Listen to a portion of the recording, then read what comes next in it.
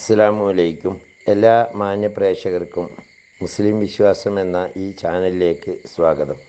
ഈ ചാനലിനെ കുറിച്ച് ഇതുവരെയും അറിയാത്തവർക്കായി കുറച്ച് കാര്യങ്ങൾ പറയാം. ഇത് ഇസ്ലാം മതവിശ്വാസികൾക്ക് മതത്തെക്കുറിച്ച് പ്രത്യേകമായി മതത്തിലെ കർമ്മശാസ്ത്ര വിധികൾ, അതുപോലെ പരിശുദ്ധ ഖുർആനിലെ ആയത്തുകളുടെ വിവരണങ്ങൾ, തഫ്സീറുകളെ അടിസ്ഥാനമാക്കിയുള്ള വിവരണങ്ങൾ, ഇസ്ലാമിക ചരിത്രങ്ങൾ, ഇസ്ലാമിക വിശ്വാസ സംബന്ധമായ കാര്യങ്ങൾ, ഒരു മനുഷ്യൻ്റെ തൊട്ടിൽ മുതൽ കട്ടിൽ വരെ എന്ന വിധത്തിൽ പരിശുദ്ധ ഖുർആൻ നിഷ്കർഷിച്ചിട്ടുള്ള നിയമവ്യവസ്ഥകൾ മുതലായവ അറിയാവുന്നവരെ കൊണ്ട് അറിയാത്തവർക്ക് പറഞ്ഞു കൊടുക്കാനുള്ള ഒരു വിജ്ഞാനവേദി എന്ന നിലയിലാണ് ഈ ചാനൽ മുന്നോട്ട് കൊണ്ടുപോകുന്നത്. നിരവധിയായ ഉസ്താദുമാർ ഇതിനു വേണ്ടി കണ്ടൻറ്റുകൾ നൽകി വരുന്നു. ആയതുകൊണ്ട് തന്നെ ഈ ചാനൽ ദീനീ പ്രബോധനം എന്ന രീതിയിൽ ആരുടെയെങ്കിലും കയ്യിലെത്തിയാൽ അത് ഒന്ന് സബ്സ്ക്രൈബ് ചെയ്യുകയാണെങ്കിൽ കൂടുതലായിട്ടുള്ള വിവരങ്ങൾ നിങ്ങൾക്ക് ലഭ്യമാക്കുന്നതിനും, അതേപോലെ അത് ഷെയർ ചെയ്യുകയോ ലൈക്ക് ചെയ്യുകയോ ചെയ്താൽ കൂടുതലായ ആളുകളിലേക്ക് എത്തിക്കുന്നതിനും ഉപകാരപ്പെടും. അള്ളാഹു തൗഫീക്ക് നൽകട്ടെ. ഇനി നമുക്ക് വീഡിയോയിലേക്ക് കടക്കാം. നമ്മളിൽപ്പെട്ട പല ആളുകളും ഹജ്ജിന് പോകാനുള്ള ഒരുക്കപ്പാടിലും തയ്യാറെടുപ്പിലും ആയതുകൊണ്ട് ഹജ്ജിനെക്കുറിച്ച് സവിസ്തരമായ ഒരു പഠനമാണ് ഈ വീഡിയോയിലൂടെ കൊണ്ടുവരുന്നത്. കുറച്ച് ദൈർഘ്യം കൂടിയതാണെങ്കിലും എല്ലാ കാലത്തും ഹജ്ജിന് പോകുന്നവർക്ക് നാട്ടിൽ നിന്ന് പുറപ്പെടുന്നത് മുതൽ അവിടെ എത്തിയാൽ വരെ ഓർമ്മിച്ചെടുത്ത് ചെയ്യാനുള്ള കാര്യങ്ങളായതുകൊണ്ട് എല്ലാവരും ഇത് വളരെ ഗഹനമായ രീതിയിൽ, പ്രത്യേകിച്ച് ഹജ്ജിന് പോകുന്നവർ ശ്രദ്ധിക്കണമെന്ന ആമുഖത്തോടെ കാര്യത്തിലേക്ക് കടക്കാം. ഹജ്ജ് എന്ന വാക്കിന് ഹജ്ജ് എന്നും ഹിജ്ജ് എന്നും പറയാറുണ്ട്. മഹത്വമുള്ള ഒരു വസ്തുവിനെ കരുതുക അഥവാ ധാരാളമായി അതിനെ കരുതുക എന്നതാണ് ഹജ്ജ് എന്ന വാക്കിൻ്റെ ഭാഷയിലുള്ള അർത്ഥം. താഴെ പറയുന്ന കർമ്മങ്ങൾ അനുഷ്ഠിക്കാൻ കഅബത്തിങ്കലേക്ക് പോവുക എന്നതാണ് ശറയിൽ അതിൻ്റെ അർത്ഥം. പ്രാചീനമായ മത ആചാരങ്ങളിൽപ്പെട്ടതാണ് ഹജ്ജ്. ആദം നബി അലൈഹിസ്സലാം ഇന്ത്യയിൽ നിന്ന് നടന്നുപോയി 40 ഹജ്ജ് ചെയ്തിട്ടുണ്ടെന്നും താങ്കളുടെ മുമ്പ് 7000 വർഷമായി മലക്കുകൾ ഈ ഭവനത്തെ പ്രദക്ഷിണം ചെയ്തുകൊണ്ടിരിക്കുകയാണെന്ന് ജിബ്രീൽ അലൈഹിസ്സലാം നബി സല്ലല്ലാഹു അലൈഹി വസല്ലമ തങ്ങളോടും ആദം നബി അലൈഹിസ്സലാമിനോട് വരെ പറഞ്ഞുവെന്നും ഹദീസുകളിൽ റിപ്പോർട്ട് ചെയ്യപ്പെട്ടിട്ടുണ്ട്. ഇബ്രാഹിം നബി അലൈഹിസ്സലാമിൻ്റെ ശേഷം വന്ന എല്ലാ പ്രവാചകന്മാരും ഹജ്ജ് ചെയ്തിട്ടുണ്ട് എന്ന് ഇബ്നു ഇസ്ഹാഖ് റളിയല്ലാഹു അൻഹു പറഞ്ഞിരിക്കുന്നു. ഹജ്ജ് ചെയ്യാത്ത ഒരു നബിയും ഉണ്ടായിട്ടില്ല എന്ന് ഇബ്നു ഇസ്ഹാഖ് അല്ലാത്ത മറ്റു ചിലർ വ്യക്തമാക്കിയിട്ടുണ്ട്. ഹൂദ് നബിയും സാലിഹ് നബിയും ഹജ്ജ് ചെയ്തിട്ടില്ല എന്ന് പറഞ്ഞവർക്ക് വിപരീതമാണ് ഈ റിപ്പോർട്ട്. നിസ്കാരം ഹജ്ജിനേക്കാൾ ശ്രേഷ്ഠമാകുന്നു. ഖാദി ഹുസൈൻ റളിയല്ലാഹു അൻഹുവിൻ്റെ അഭിപ്രായം ഇതിന് വിപരീതമാണ്. ഹിജ്റ 6-ാം വർഷം ഹജ്ജ് നിർബന്ധമാക്കപ്പെട്ടു എന്നാണ് ഏറ്റവും ശരിയായ അഭിപ്രായം. നുബുവത്തിൻ്റെ മുമ്പും പിമ്പും ഹിജ്റയുടെ മുമ്പും നബി സല്ലല്ലാഹു അലൈഹി വസല്ലമ ധാരാളം ഹജ്ജ് ചെയ്തിട്ടുണ്ട്. അവയുടെ എണ്ണം എത്രയാണെന്ന് നിജപ്പെടുത്തപ്പെട്ടിട്ടില്ല. ഹിജ്റയുടെ ശേഷം നബി സല്ലല്ലാഹു അലൈഹി വസല്ലമ ഹജ്ജത്തുൽ വദാഅ് മാത്രമേ ചെയ്തിട്ടുള്ളൂ. ഈ പുണ്യഭവനത്തിങ്കൽ വന്ന് ഹജ്ജ് ചെയ്തവൻ തൻ്റെ മാതാവ് അവനെ പ്രസവിച്ച ദിവസത്തിൽ എന്ന പോലെ പാപരഹിതനായി തീരുമെന്ന് ഹദീസിൽ വന്നിട്ടുണ്ട്.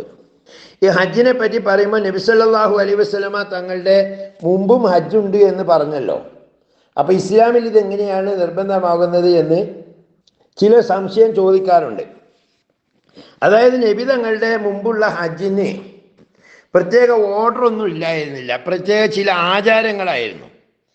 ഈ അറബികളിൽ പലരും നഗ്നനായിട്ട് വരെ കഅബ തവാഫ് ചെയ്ത സംഭവങ്ങൾ ചരിത്രത്തിൽ പറയുന്നുണ്ട്. നബി സല്ലല്ലാഹു അലൈഹി വസല്ലമ തങ്ങൾക്ക് ഹജ്ജ് നിർബന്ധമാക്കപ്പെട്ടതോടുകൂടെയാണ് ഇപ്പോഴുള്ള ഒരു ഓർഡറും നിയമവും ഇതുമായിട്ട് ബന്ധപ്പെട്ടിട്ടുണ്ടായത്.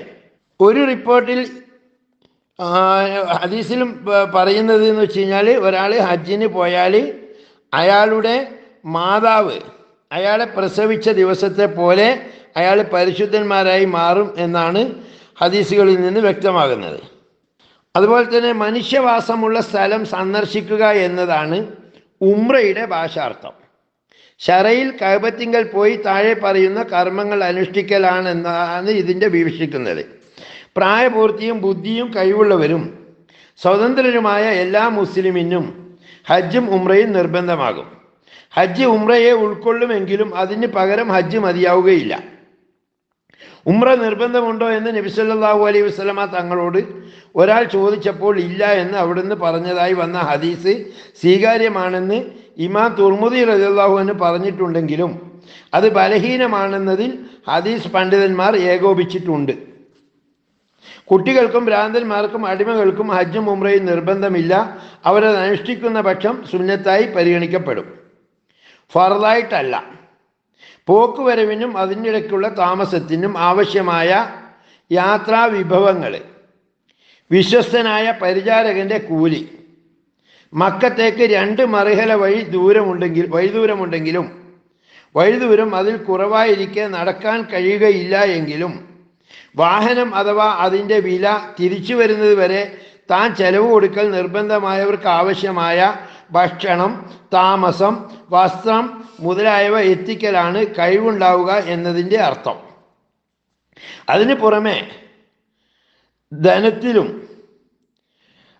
ശരീരത്തിലും വഴിയിൽ പതിയിരുന്ന് ആക്രമിക്കുന്നവരിൽ നിന്ന് തുച്ഛം ധനം മാത്രമേ അവരെടുക്കുകയുള്ളൂ എങ്കിൽ പോലും സുരക്ഷിതമായിരിക്കലും സമുദ്രയാത്രികർക്ക് അപകടം സംഭവിക്കൽ കുറവായിരിക്കലും അവ നിർബന്ധമാകുവാൻ ഷർത്താവുന്നു. പോകുന്ന വഴിക്ക് ആരെയും കൊള്ളയടിക്കുന്ന ഭയം ഉണ്ടെങ്കിൽ പോകാൻ പാടില്ല എന്ന് തന്നെയാണ് ഇതിലൂടെ വ്യക്തമാകുന്നത്. ചില ഘട്ടങ്ങളിൽ കടൽക്ഷോഭം മൂലം അപകടം സംഭവിക്കൽ കൂടുതലാണെങ്കിലും അപകടം സംഭവിക്കലും രക്ഷപ്പെടലും സമനിലയിലാണെങ്കിലും ഹജ്ജ് നിർബന്ധമല്ല. സ്ത്രീകൾക്ക് ഹജ്ജ് നിർബന്ധമാകാൻ ഈ നിബന്ധനകൾക്ക് പുറമെ വിവാഹബന്ധം നിഷിദ്ധമായ പുരുഷനോ ഭർത്താവോ വിശ്വസ്തരായ സ്ത്രീകളോ, ഈ വിശ്വസ്തരായ സ്ത്രീകൾ എന്ന് പറയുമ്പോൾ അടിമ സ്ത്രീകളായാലും മതി, ഒപ്പമുണ്ടായിരിക്കുക എന്ന ഷർത്ത് കൂടിയുണ്ട്.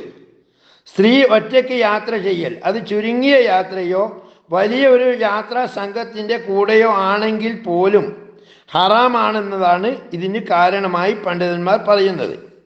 വിശ്വസ്തരായ ഒരു സ്ത്രീയുടെ കൂടെ ഇസ്ലാമിൻ്റെ ഫർളായ ഹജ്ജ് ഉംറകൾ അനുഷ്ഠിക്കാൻ പോകൽ നിർബന്ധമില്ലെങ്കിലും അവൾക്ക് പോകൽ അനുവദനീയമാണ്. കുറേയധികം സ്ത്രീകളുടെ കൂടെയാണെങ്കിലും യാത്രാ ദൂരം കുറവാണെങ്കിലും അവൾ വിരൂപയാണെങ്കിലും സുന്നത്തായ ഹജ്ജ് ഉംറകൾക്ക് പോകൽ സ്ത്രീകൾക്ക് അനുവദനീയമല്ല. മറ്റ് സ്ത്രീകളോടൊപ്പം തൻഈമിൽ നിന്ന് ഇഹ്റാം കെട്ടി സുന്നത്തായ ഉംറ നിർവഹിക്കൽ മക്കക്കാരിക്ക് അനുവദനീയമല്ലെന്ന് ഫുഖഹാക്കൾ വ്യക്തമാക്കിയിട്ടുണ്ട്. ഇതിൽ എതിരഭിപ്രായം രേഖപ്പെടുത്തിയ പണ്ഡിതന്മാരുമുണ്ട്. ജീവിതത്തിൽ ഒരിക്കൽ മാത്രമേ ഹജ്ജും ഉംറയും നിർബന്ധമുള്ളൂ. നിർബന്ധമായാൽ ഉടൻ നിർവഹിച്ചു കൊള്ളണമെന്നില്ല. പിന്നീട് ചെയ്യുമെന്ന ദൃഢനിശ്ചയത്തോടെ പിന്തിപ്പിക്കൽ അനുവദനീയമാണ്. നേർച്ചയാക്കുക, ഖളാ വീട്ടേണ്ടതായി വരിക, താൻ ശാരീരിക അവശത ബാധിക്കുമെന്നോ ധനം നശിച്ചു പോകുമെന്നോ നേരിയ സൂചനയുടെ അടിസ്ഥാനത്തിൽ പോലും ഭയപ്പെടുക എന്നിത്യാദി കാരണങ്ങളാൽ ഉടൻ നിർവഹിക്കൽ അനിവാര്യമാവാതിരിക്കുമ്പോഴാണ് പിന്തിപ്പിക്കാമെന്ന് പറഞ്ഞത്. കഴിവുള്ളവർ 5 വർഷത്തിലൊരിക്കൽ ഹജ്ജ് ചെയ്യൽ നിർബന്ധമാണെന്ന ഒരഭിപ്രായമുണ്ട് പണ്ഡിതന്മാർക്ക്. ഈ വിഷയവുമായി ബന്ധപ്പെട്ട് വന്ന ഒരു നബി വചനമാണ് ഇതിൻ്റെ അടിസ്ഥാനം. മരിച്ച വ്യക്തിയുടെ അനന്തര സ്വത്തിൽ നിന്ന് അവൻ്റെ കടമകൾ വീട്ടപ്പെടുന്നത് പോലെ ഹജ്ജും ഉംറയും നിർബന്ധമായ സ്ഥിതിയിൽ മരിച്ചവൻ്റെ അനന്തരാവകാശ സ്വത്തിൽ നിന്ന് അവൻ്റെ പേരിൽ ഹജ്ജും ഉംറയും ചെയ്യിക്കൽ നിർബന്ധമാകും. മരിച്ചയാൾക്ക് അനന്തര സ്വത്തില്ലെങ്കിൽ അവൻ്റെ പേരിൽ അവ രണ്ടും ചെയ്യൽ അനന്തരാവകാശിക്ക് സുന്നത്തുമാണ്. അനുവാദം കൂടാതെയാണെങ്കിലും അന്യ ഒരാൾ അത് ചെയ്യുന്നതിനും വിരോധമില്ല. വാർദ്ധക്യം വിട്ടുമാറുമെന്ന് പ്രതീക്ഷയില്ലാത്ത, രോഗം മുതലായവയാൽ സ്വയം കർമ്മങ്ങൾ അനുഷ്ഠിക്കാൻ കഴിവില്ലാത്തവർ മക്കയിൽ നിന്ന് 2 മറിഹല അകലെ താമസിക്കുന്നവരാണെങ്കിൽ നാട്ടു നടപ്പനുസരിച്ചുള്ള കൂലി കൊടുത്ത് തനിക്ക് പകരം മറ്റൊരാളെ കൊണ്ട് ഹജ്ജും ഉംറയും ചെയ്യിപ്പിക്കൽ നിർബന്ധമാണ്. പ്രതിനിധിയെ കൂലിക്ക് നിശ്ചയിക്കുന്ന ദിവസം തനിക്ക് ആവശ്യമായതും അതിനുശേഷം തൻ്റെയും തൻ്റെ ഭാര്യ സന്തതികളുടെയും ചിലവിന് ആവശ്യമായതും കഴിച്ച് ധനം മിച്ചമുണ്ടെങ്കിലാണ് ഇപ്രകാരം ചെയ്യേണ്ടത്. നിർബന്ധം: ശാരീരിക അവസ്ഥ അനുഭവിക്കുന്നവനെ തൊട്ട് അവൻ്റെ അനുവാദം കൂടാതെ മറ്റൊരാൾ ഹജ്ജ് ചെയ്താൽ സ്വീകാര്യമല്ല, സാധുവാകുകയില്ല. കാരണം ഹജ്ജ് കർമ്മത്തിന് നിയ്യത്ത് അനിവാര്യമാകുന്നു. അവശത അനുഭവിക്കുന്നവനാവട്ടെ നിയ്യത്ത് ചെയ്യാനും അനുവാദം നൽകാനും അർഹനാണ് താനും. ഇത് നമുക്ക് ഹജ്ജിൻ്റെ ഫർദുകളെ കുറിച്ച് മനസ്സിലാക്കാം. 1. ഇഹ്റാം. 6 ഫർദുകളാണ് ഹജ്ജിനുള്ളത്. ഒന്നാമത്തേത് ഇഹ്റാം കെട്ടുക, അതായത് ഹജ്ജിൽ പ്രവേശിക്കുന്നുവെന്ന് നിയ്യത്ത് ചെയ്യൽ. എല്ലാ സൽക്കർമ്മങ്ങളും നിയ്യത്തിനെ ആശ്രയിച്ചാണ് ഇരിക്കുന്നത് എന്ന നബി സല്ലല്ലാഹു അലൈഹി വസല്ലമയുടെ ഹദീസാണ് ഇതിന് തെളിവ്. നിയ്യത്ത് നാവ് കൊണ്ട് ഉച്ചരിക്കലും തൽബിയത്ത് ചൊല്ലലും നിർബന്ധമില്ല, എങ്കിലും അവ രണ്ടും സുന്നത്താണ്.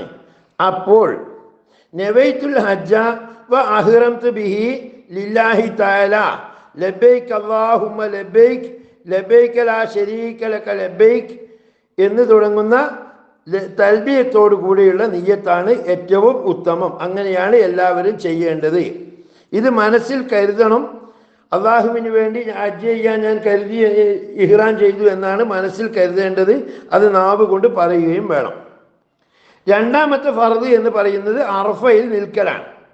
അതായത് അറഫയിൽ എവിടെയെങ്കിലും അല്പനേരം, ഒരു നിമിഷ നേരം സന്നിഹിതനാവാൻ. അത് ഉറക്കത്തിലോ നടത്തത്തിലോ ആയാലും മതി. അറഫയിൽ നിൽക്കൽ ഹജ്ജിൻ്റെ മുഖ്യ ഘടകമാണെന്ന് ഇമാം തുർമുദി റളിയല്ലാഹു അൻഹു റിപ്പോർട്ട് ചെയ്ത നബി സല്ലല്ലാഹു അലൈഹി വസല്ലമ തങ്ങളുടെ ഹദീസാണ് ഇതിന് അടിസ്ഥാനം. ഇബ്രാഹിം മസ്ജിദ്,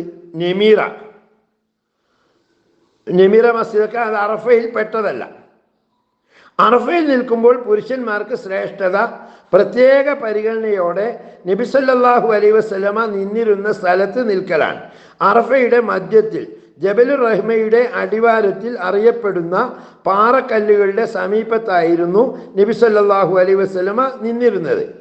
സ്വർഗത്തിൽ നിന്നിറങ്ങിയതിന് ശേഷം ആദം നബി അലൈഹിസ്സലാമും ഹവ്വാ റളിയല്ലാഹു അൻഹയും പരസ്പരം കണ്ടുമുട്ടിയ സ്ഥലമായതുകൊണ്ടാണ് അതിന് അറഫ എന്ന് പേര് സിദ്ധിച്ചത് എന്ന് പറയപ്പെട്ടിട്ടുണ്ട്. വേറെയും ചില അഭിപ്രായങ്ങളുണ്ട്. അറഫ ദിവസം, അതായത് ദുൽഹിജ്ജ് 9 ഉച്ച തിരിഞ്ഞത് മുതൽ പെരുന്നാൾ ദിവസത്തെ പ്രഭാതം തുടങ്ങുന്നതിനിടയ്ക്കുള്ള സമയത്താണ് അറഫയിൽ നിൽക്കേണ്ട സമയം. അന്നത്തെ ഫജ്ർ വെളിവാകുന്നതിന് മുമ്പേ നിന്നോളണം എന്നർത്ഥം. നൃത്തത്തിൽ രാത്രിയെയും പകലിനെയും ഒരുമിച്ച് കൂട്ടൽ സുന്നത്തുണ്ട്. അല്ലാത്ത പക്ഷം തമത്തുവിൻ്റെ ബലി പോലെ ബലി അറുക്കലും സുന്നത്ത് തന്നെയാണ്. ഇഫാദത്തിൻ്റെ തവാഫ് ചെയ്യുക, അതാണ് 3ാമത്തെ ഫർദ്. പെരുന്നാൾ രാവ് പകുതിയാകുന്നതോടെ അതിൻ്റെ സമയത്തിലേക്ക് കടക്കും. ഹജ്ജിൻ്റെ ഫർദുകളിൽ വെച്ച് അറഫയിൽ നിൽക്കുന്നതിനേക്കാളും ശ്രേഷ്ഠമായ ഫർദാണിത്. ഇമാം സർക്കഷിയുടെ അഭിപ്രായത്തിന് വിപരീതമാണ്. 4ാമത്തേത് സഫ മർവയുടെ ഇടയിൽ ഉറപ്പായും 7 പ്രാവശ്യം സഅയ് ചെയ്യൽ. കുദൂമിൻ്റെയോ ഇഫാദത്തിൻ്റെയോ തവാഫിന് ശേഷമാണ് ഇത് ചെയ്യേണ്ടത്. കുദൂമിൻ്റെ തവാഫിൻ്റെ ഉടൻ അറഫയിൽ നിന്നിട്ടില്ലെങ്കിലേ അതിൻ്റെ ശേഷം സഅയ് പറ്റുകയുള്ളൂ. സഅയ് 7 കുറഞ്ഞ തവണകളിൽ ചുരുക്കിയാൽ മതിയാവുകയില്ല. സഅയിൽ നിന്ന് വിരമിക്കുന്നതിന് മുമ്പ് തവണകളുടെ എണ്ണത്തിൽ സംശയിച്ചാൽ കുറഞ്ഞത് കൊണ്ട് കണക്ക് പിടിക്കണം. അതായത് ഒരാൾ 7 പ്രാവശ്യം തവാഫ് ചെയ്തു, പക്ഷെ അയാളുടെ ഓർമ്മയിൽ 5 ചെയ്തിട്ടുണ്ടെങ്കിൽ 2 എണ്ണം കൂടി പൂർത്തിയാക്കണം. കാരണം അത് ചെയ്തവൻ ഇഫാദത്തിൻ്റെ തവാഫിന് ശേഷം അത് മടക്കൽ സുന്നത്തില്ല. മാത്രമല്ല അങ്ങനെ മടക്കൽ കറാഹത്താണ് താനും. സഅയിലെ ആദ്യ തവണ സഫയിൽ നിന്ന് ആരംഭിച്ച് മർവയിൽ അവസാനിപ്പിക്കൽ നിർബന്ധമാണ്. അല്ലാതെ മർവയിൽ നിന്ന് തുടങ്ങി സഫയിൽ അവസാനിപ്പിച്ചാൽ പറ്റുകയില്ല എന്നർത്ഥം. നബി സല്ലല്ലാഹു അലൈഹി വസല്ലം അപ്രകാരമായിരുന്നു ചെയ്തിരുന്നത്. അതുകൊണ്ട് മർവയിൽ നിന്ന് തുടങ്ങി ഒരാൾ സഫ വരെ നടന്നാലേ സഹിയായി പരിഗണിക്കപ്പെടുകയില്ല. സഫയിൽ നിന്ന് മർവയിലേക്ക് പോവൽ ഒരു പ്രാവശ്യം, മർവയിൽ നിന്ന് സഫയിലേക്ക് മടങ്ങൽ മറ്റൊരു പ്രാവശ്യം, അങ്ങനെയാണ് കണക്ക് കൂട്ടുന്നത്. ഒരാളുടെ ഉയരം കണ്ട് സഫയിലും മർവയിലും കയറൽ പുരുഷന് സുന്നത്തുണ്ട്.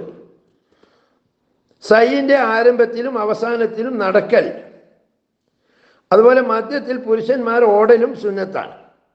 നടക്കേണ്ടതും ഓടേണ്ടതുമായ സ്ഥലം അറിയപ്പെട്ടതാണ്. അവിടെ ഇപ്പം പോകുന്നവർക്കെല്ലാം അവിടെ അടയാളപ്പെടുത്തിയതായിട്ട് കാണാം.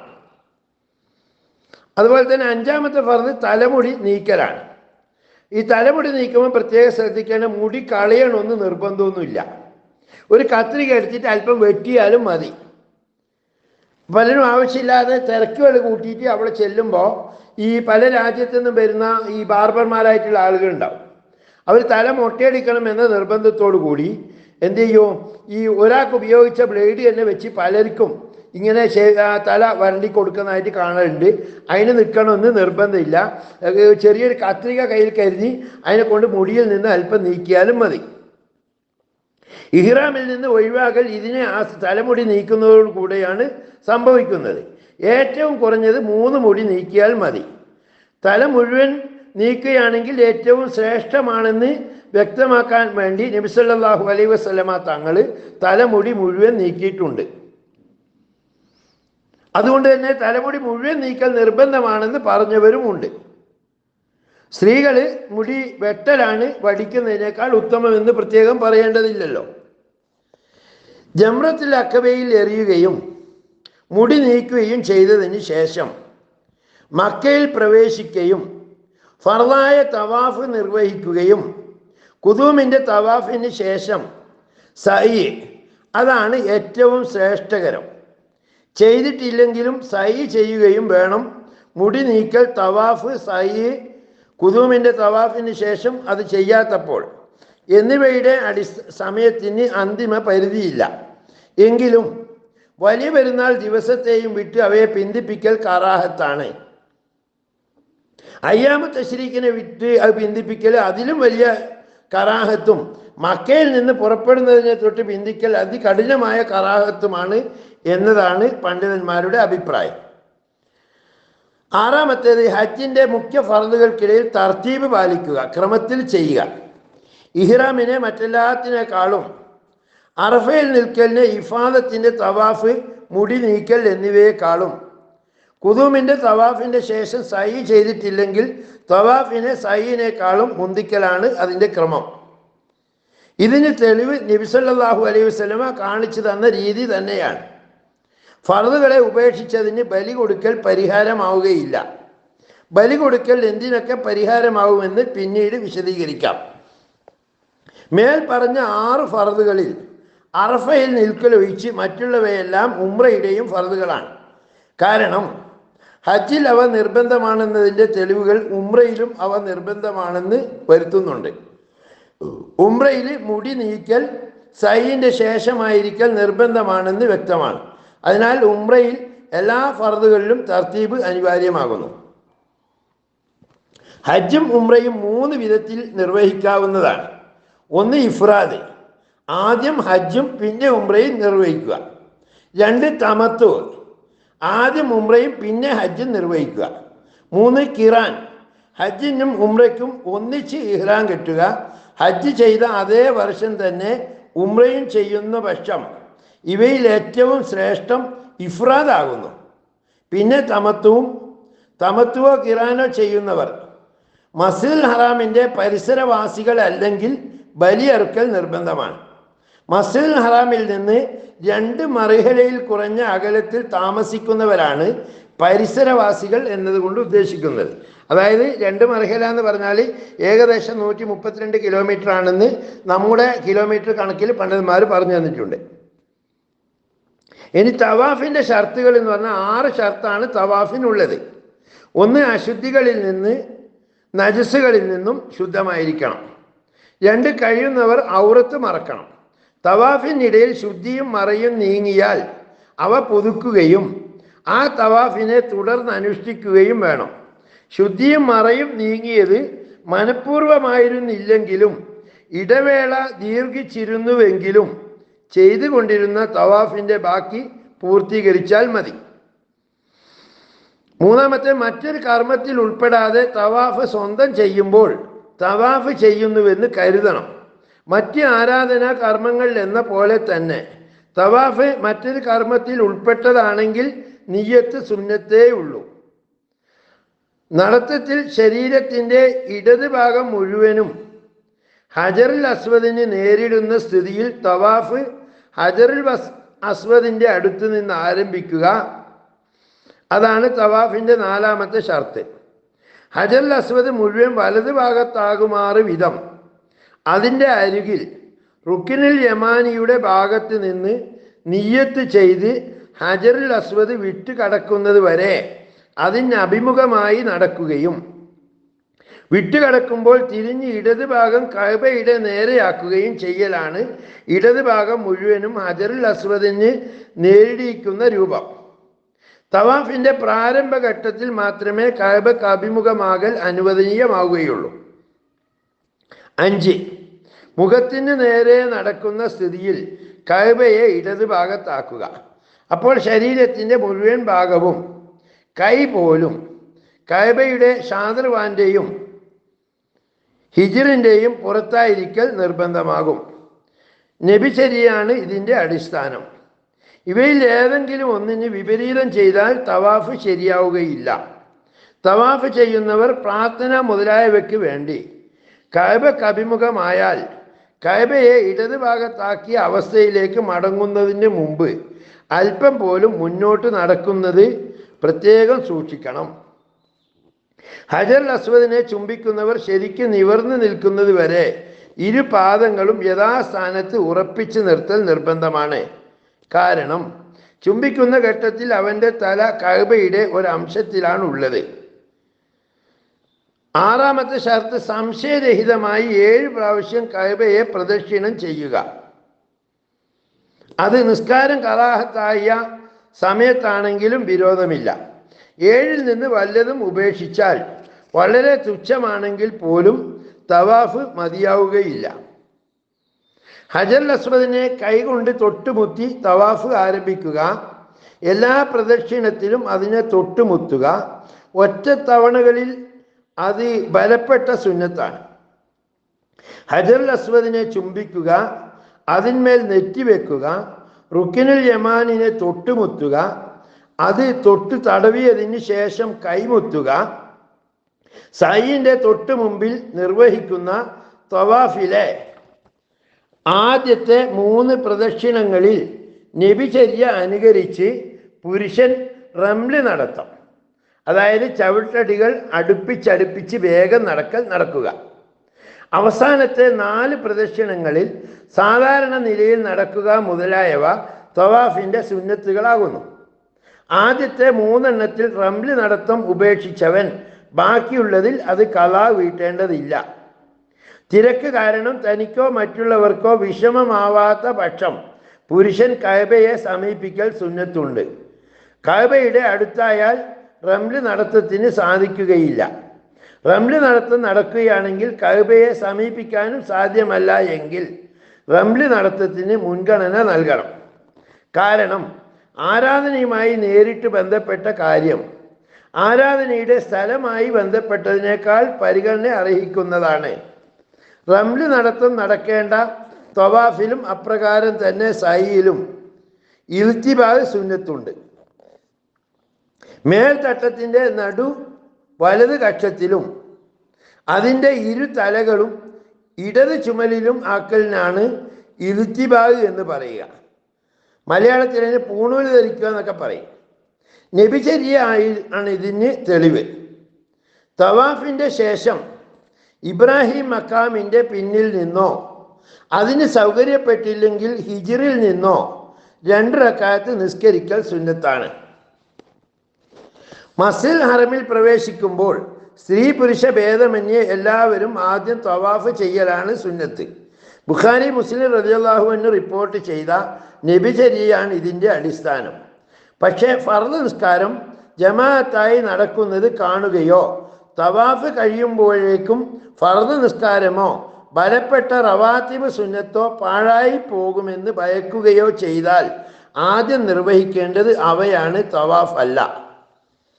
പിന്നെ ഹജ്ജിൻ്റെ വാജിബാത്തുകൾ 5 ഉപേക്ഷിച്ചാൽ പ്രായശ്ചിത്തം, അതായത് ഫിദിയ നിർബന്ധമാകുന്ന കാര്യങ്ങൾക്കാണ് ഹജ്ജിൻ്റെ വാജിബാത്ത് എന്ന് പറയുന്നത്. ഒന്ന്, മീക്കാത്തിൽ, അതായത് ഹജ്ജിൽ പ്രവേശിക്കാനുള്ള നിശ്ചിത സ്ഥലം, അവിടെ വെച്ച് ഇഹ്റാം കെട്ടുക. മക്കയിലുള്ളവരുടെ മീക്കാത്ത് മക്ക തന്നെയാണ്. മദീനയിൽ നിന്ന് വരുന്നവർക്ക് ഹജ്ജ് ഉംറയുടെ മീക്കാത്ത് ബിർ അലി എന്നറിയപ്പെടുന്ന ദുൽഹുലൈഫയാകുന്നു.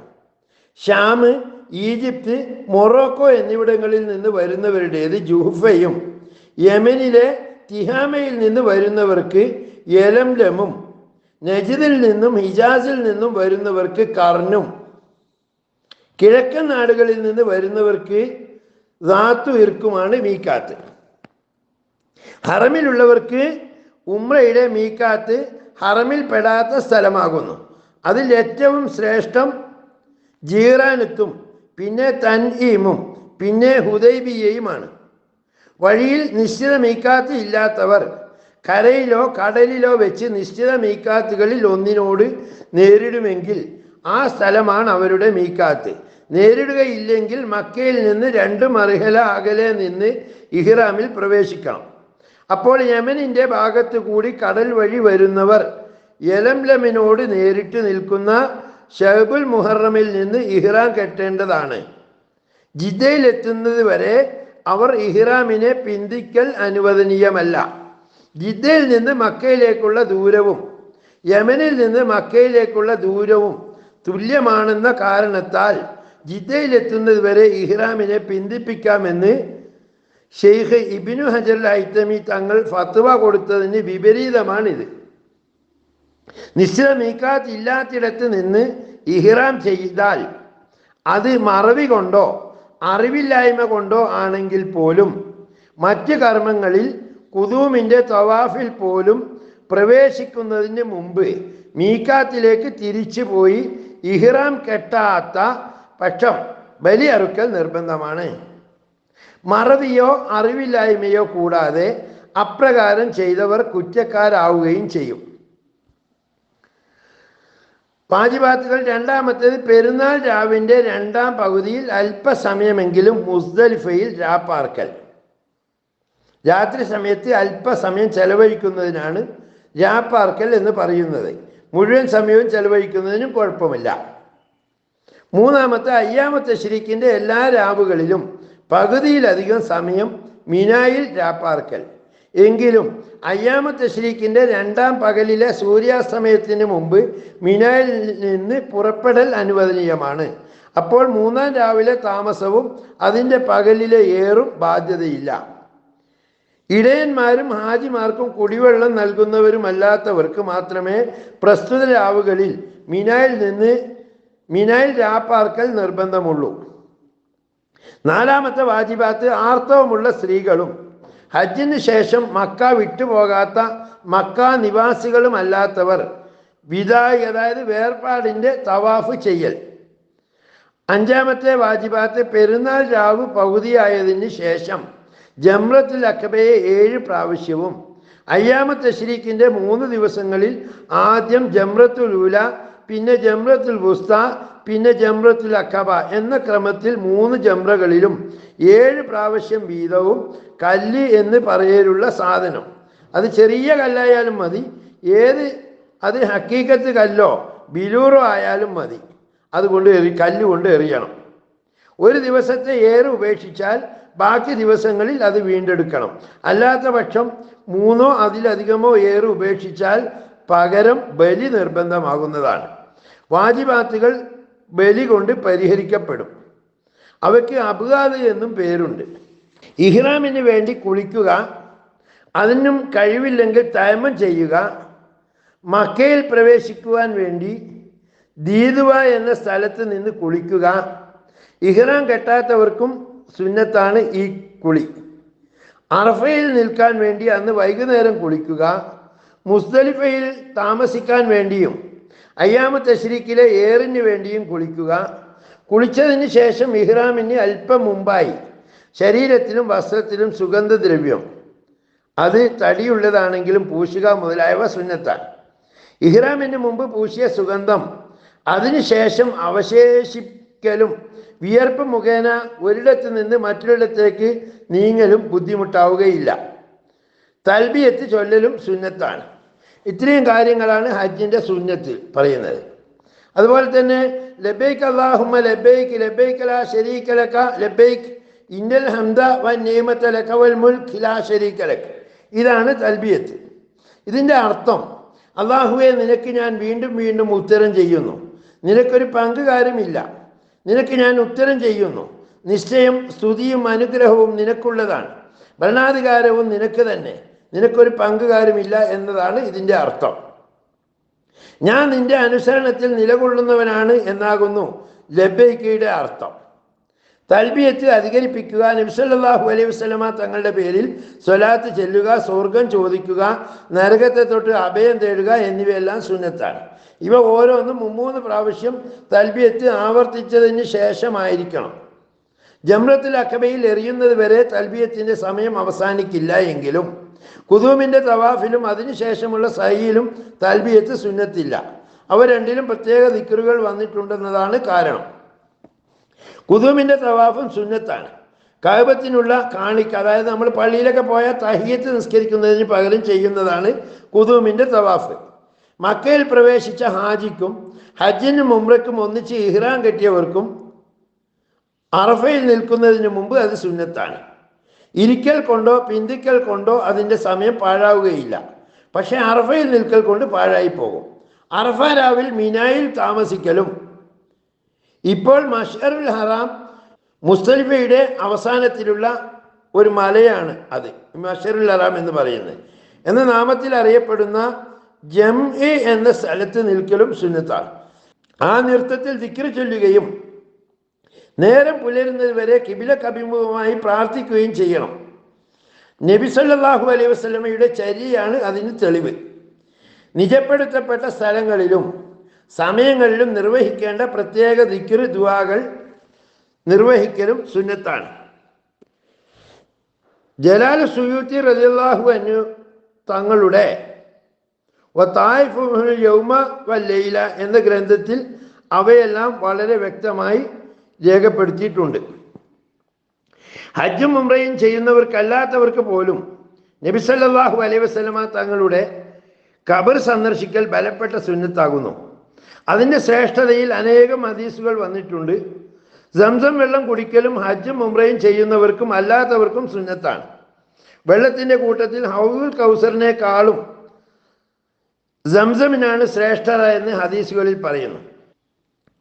ഇഹ്റാമിന് ശേഷം ശാരീരിക ബന്ധപ്പെടൽ സ്ത്രീ പുരുഷ ഭേദമന്യേ എല്ലാവർക്കും ഹറാമാണ്. ഇത് ഇഹ്റാം കൊണ്ട് ഹറാമാകുന്ന കാര്യങ്ങളാണ് പറയുന്നത്. നിങ്ങൾ റഫസ് ചെയ്യരുത് എന്ന ആയത്താണ് അതിന് തെളിവ്. റഫസ് എന്നതിന് സംയോഗം എന്ന് വ്യാഖ്യാനം നൽകപ്പെട്ടിരിക്കുന്നു. ഇത്തരം ബന്ധം കൊണ്ട് ഹജ്ജും ഉംറയും ബാത്തിലാകും.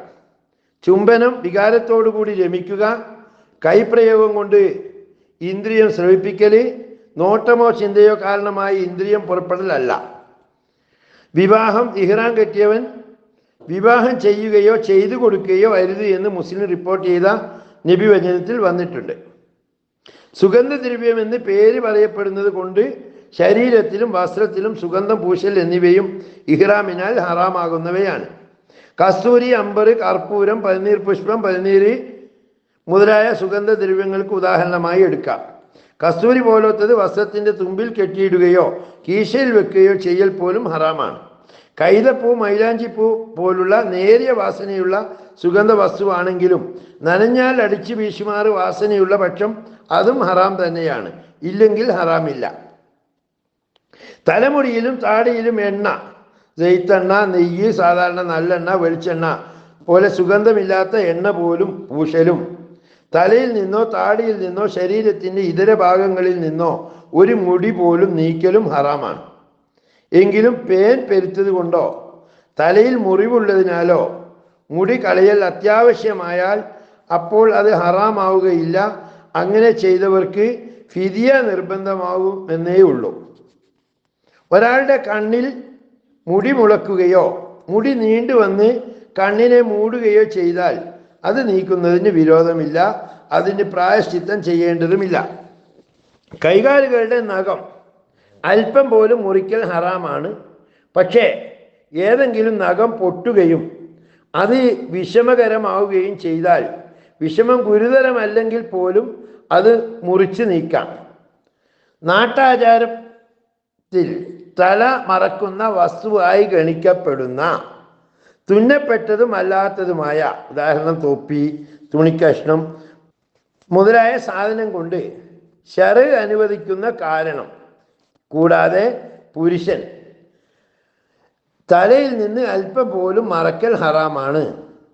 തല മറക്കുന്ന സാധനമായി ഗണിക്കപ്പെടാത്തത്, അതായത് ചെറിയൊരു കഷ്ണം നൂല്, പിന്നെ തലപ്പാവ് പോലുള്ളതിനെ തലേണയാക്കുക, തല മറക്കണമെന്ന ഉദ്ദേശം കൂടാതെ കൈ തലയിൽ വെക്കൽ മുതലായവ ഹറാമില്ല.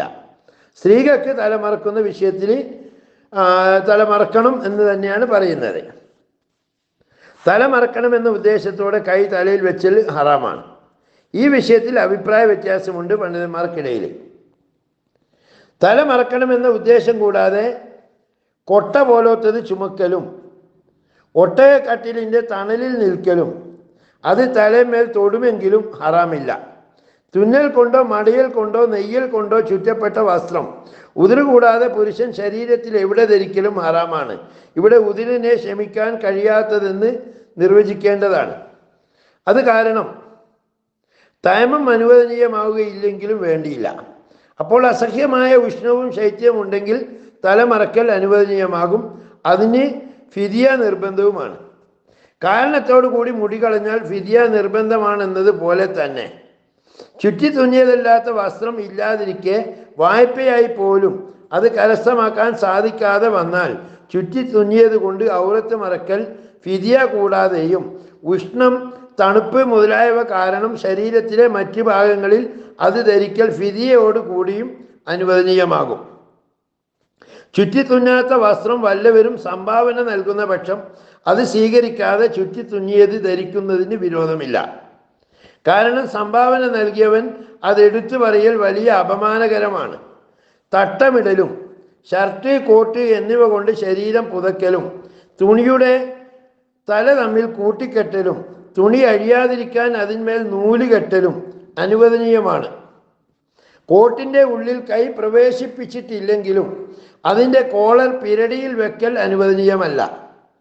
മറയായി ഗണിക്കപ്പെടുന്ന സാധനം കൊണ്ട് സ്ത്രീ പുരുഷനല്ല അവളുടെ മുഖത്തിൽ നിന്ന് അല്പം പോലും മറക്കൽ ഹറാമാണ്. ഇഹ്റാമിനാൽ ഹറാമാകുന്ന കാര്യങ്ങളിൽ നിന്ന് ശാരീരിക ബന്ധം ഒഴികെയുള്ളതിൻ്റെ ഫിദിയ ഉളിഹിയത്തിന് മതിയാകുന്ന ഒരാട്, അതായത് 1 വയസ്സുള്ള നെയ്യാട് അഥവാ 2 വയസ്സുള്ള കോലാട്, അതിനെ അറുക്കുക എന്നതാണ്. ഹറമിലെ 6 ഫക്കീർ മിസ്കീന്മാർക്ക് 3 സാഹ് ഭക്ഷ്യധാന്യം ഓരോരുത്തർക്കും 1/2 സ്വാഹ് വീതം ദാനം ചെയ്യുക, 3 നോമ്പ് അനുഷ്ഠിക്കുക എന്നീ 3 കാര്യങ്ങളിൽ ഏതെങ്കിലും ഒന്നാണ് ഇഷ്ടമുള്ളത് ചെയ്താൽ മതി. മറന്നോ ഹറാമാണെന്ന് വിവരമില്ലാതെയോ ഇഹ്റാമിനാൽ ഹറാമായവയിൽ നിന്ന് വല്ലതും ഒരാൾ ചെയ്താൽ അക്കാര്യം നശീകരണാത്മകമാണെങ്കിൽ പോലും മുടി കളയുക, നഖം മുറിക്കുക, വേട്ട മൃഗത്തെ വധിക്കുക എന്നിവയാണ് ഈ നശീകരണാത്മക കാര്യങ്ങളോട് ഉദ്ദേശിച്ചത്. ഫിദിയ നിർബന്ധമാകും. കേവലം ആസ്വദിക്കാനാണെങ്കിൽ ചുറ്റിത്തുന്നിയത് ധരിക്കുക, സുഗന്ധം പൂശുക എന്നിവ പോലെ ഫിദിയ നിർബന്ധമില്ല. ഒരു സ്ഥലത്ത് വെച്ച് ഒരിക്കൽ തന്നെ തുടർച്ചയായി 3 മുടിയോ നഖമോ നീക്കിയാൽ പൂർണ്ണമായ ഒരു ഫിദിയ നിർബന്ധമാണ്. 1 മാത്രം നീക്കിയാൽ 1 മുദ്, 2 നീക്കിയാൽ 2 മുദ്ദുകളുമാണ് നിർബന്ധം. മീഖാത്തിൽ നിന്ന് ഇഹ്റാം കെട്ടുക, മുസ്ദലിഫയിലും മിനായിലും രാപ്പാർക്കുക, കല്ലെറിയുക, വിദായിൻ്റെ തവാഫ് ചെയ്യുക മുതലായവ ആജ്ഞാപിക്കപ്പെട്ട കാര്യം വല്ലതും ഉപേക്ഷിച്ചതിൻ്റെ പ്രായശ്ചിത്തം തമത്തുവായും കിറാനായും ഹജ്ജും ഉംറയും നിർവഹിച്ചതിനുള്ള പ്രായശ്ചിത്തം പോലെ തന്നെ ഹറമിൽ വെച്ച് ഉദീഹത്തിന് മതിയാകുന്ന ഒരാടിനെ അറുക്കലാകുന്നു. ധനം കൈവശമില്ലാത്തതിനാലോ കടം കൊടുക്കാൻ ആളുണ്ടെങ്കിലും ആടിന് സാധാരണയിൽ കവിഞ്ഞ വിലയായതിനാലോ ഹറമിൽ വെച്ച് അറുക്കാൻ കഴിയാത്തവർ, അവർ യാത്രക്കാരനാണെങ്കിലും ഇഹ്റാമിൻ്റെ ശേഷം പെരുന്നാളിന് മുമ്പ് 3 നോമ്പ് നിർബന്ധമായും അനുഷ്ഠിക്കണം. അവയിൽ ഒന്നിനെയും പെരുന്നാൾ വരെ പിന്തിപ്പിക്കരുത്. പിന്തിച്ചാൽ ഖളാ ആകും. ഇഹ്റാമിനേക്കാൾ മുന്തിക്കുകയും അരുത്. ഇപ്രകാരം 3 നോമ്പ് അനുഷ്ഠിക്കൽ നിർബന്ധമാണെന്നതിന് തെളിവ് ഖുർആൻ വാക്യമാകുന്നു. ഹജ്ജ് കഴിഞ്ഞ് അവൻ സ്വദേശത്ത് അഥവാ കുടുംബത്തിൽ തിരിച്ചെത്തിയാൽ വീണ്ടും 7 നോമ്പ് കൂടി അനുഷ്ഠിക്കൽ നിർബന്ധമാണ്. അവ തുടർച്ചയായി നോക്കൽ സുന്നത്തുണ്ട്. മുൻപറഞ്ഞ 3 നോമ്പ് തുടർച്ചയായി അനുഷ്ഠിക്കൽ സുന്നത്താണ് എന്നതുപോലെ തന്നെ അഥവാ ബലി എത്തിക്കാത്തവൻ ഹജ്ജ് വേളയിൽ 3 നോമ്പും നിങ്ങൾ കുടുംബത്തിൽ തിരിച്ചെത്തിയാൽ 7 നോമ്പ് അനുഷ്ഠിക്കണം എന്ന് പരിശുദ്ധ ഖുർആനിൽ പറഞ്ഞിട്ടുണ്ട്. അതുപോലെ ശാരീരിക ബന്ധം ചെയ്ത് ഹജ്ജും ഉംറയും അവ സുന്നത്തായ ഹജ്ജും ഉംറയാണെങ്കിൽ പോലും അത് ഫസാദാക്കിയവൻ ഉളിയത്തിൻ്റെ ഗുണങ്ങൾ ഒത്തിണങ്ങിയ ഒരൊട്ടകം ബലിയറുക്കൽ നിർബന്ധമാണ്. അതാണായാലും പെണ്ണായാലും കുഴപ്പമില്ല. ഒട്ടകം അറുക്കാൻ കഴിയാത്തവൻ പശുവിനെ അറുക്കണം. അതും സാധിക്കയില്ലെങ്കിൽ 7 ആടുകളെ അറുക്കേണ്ടതാണ്. അതിനും കഴിയാത്ത പക്ഷം ഒട്ടകത്തിന് വില കെട്ടി ആ തുകയ്ക്കുള്ള ഭക്ഷണധാന്യം ദാനം ചെയ്യുകയാണ് വേണ്ടത്. അതും സാധിക്കാതെ വന്നാൽ ഒരു മുദ്ദിന് പകരം 1 എന്ന കണക്കിൽ നോമ്പ് അനുഷ്ഠിക്കണം. സംഭവം ചെയ്യപ്പെട്ട സ്ത്രീക്ക് ഇവയിലൊന്നും നിർബന്ധമില്ല. എങ്കിലും അവൾ കുറ്റക്കാരിയാണ്. സംഭവം ചെയ്ത് ഫസാദാക്കിയവൻ എന്ന വാക്കിൽ നിന്ന് അതുമൂലം ഹജ്ജും ഉംറയും ബാത്തിലാകുമെന്ന് മനസ്സിലായല്ലോ. എന്നിരുന്നാലും അവ ചെയ്ത് പൂർത്തീകരിക്കൽ നിർബന്ധമാണ്. സുന്നത്തായിരുന്നാൽ പോലും വേഗം അത് ഖളാ വീട്ടലും നിർബന്ധം തന്നെ. കാരണം ഹജ്ജിനും ഉംറയ്ക്കും സമയവിശാലതയുണ്ടെങ്കിലും അതിൽ പ്രവേശിക്കുന്നതോടുകൂടി ആ വിശാലത ഇല്ലാതെയാവും. സുന്നത്തായ ഹജ്ജും ഉംറയും അതിൽ പ്രവേശിക്കൽ കൊണ്ട് പൂർത്തീകരിക്കൽ നിർബന്ധമായി തീരുന്നതാണ്. ഫർദ് പോലെ തന്നെ. മറ്റ് സുന്നത്തുകൾക്ക് വിപരീതമാണിത്. മക്കയെ ഉദ്ദേശിച്ച് പോകുന്നവർ അവിടെ ഹദിയ ചെയ്യുവാനായി കന്നുകാലികളിൽ വല്ലതിനെയും സ്വന്തം നാട്ടിൽ നിന്ന് കൊണ്ടുപോകൽ സുന്നത്തുണ്ട്. ഹാജിമാർക്ക് ഇത് ബലപ്പെട്ട സുന്നത്താകുന്നു. നാട്ടിൽ നിന്ന് കൊണ്ടുപോയിട്ടില്ലെങ്കിൽ വഴിയിൽ വെച്ചോ പിന്നെ യഥാക്രമം മക്ക, അറഫ, മിന എന്നിവിടങ്ങളിൽ വെച്ചോ വില കൊടുത്ത് വാങ്ങാവുന്നതാണ്. പ്രസ്തുത ഹദിയ തടിച്ചതും ആരോഗ്യമുള്ളതുമായിരിക്കൽ സുന്നത്താണ്. നേർച്ചയാക്കിയാൽ മാത്രമേ അത് നിർബന്ധമാവുകയുള്ളൂ. ഇത്രയും കാര്യങ്ങളാണ് ഹജ്ജിനെ പറ്റി നമ്മൾ മനസ്സിലാക്കി വെക്കേണ്ടത്. ഇത് ഓരോന്നും ശ്രദ്ധിക്കണം. അവിടെ മക്കയിലെത്തിയ ശേഷം വല്ല സംശയവും വരികയാണെങ്കിൽ ഒന്നുകൂടി ആവർത്തിച്ച് കേട്ടുകൊണ്ടിരിക്കുക. നിങ്ങൾക്ക് സത്യം മനസ്സിലാക്കാൻ കഴിയും. നമ്മുടെ ഇബാദത്തുകളിലുള്ള വീഴ്ചകൾ പരിഹരിക്കാൻ കഴിയും. അള്ളാഹു അനുഗ്രഹിക്കട്ടെ. വാഹിർ ദഅ്വാനാ അൽഹംദുലില്ലാഹി റബ്ബിൽ ആലമീൻ. അസ്സലാമു അലൈക്കും വറഹ്മത്തുള്ളാഹി വബറകാതുഹു.